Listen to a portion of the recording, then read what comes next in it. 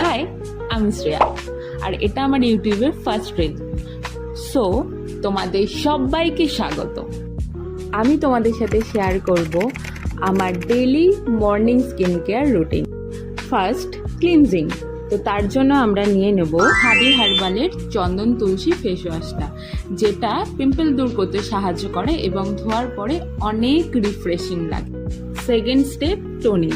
তার জন্য আমি একটা ফ্লোরাল মিস্ট ইউজ করছি। তো আমার পিম্পল হয়, তাই সিরামের জন্য অ্যান্টি অ্যাকনে একটা সিরাম ইউজ করছি।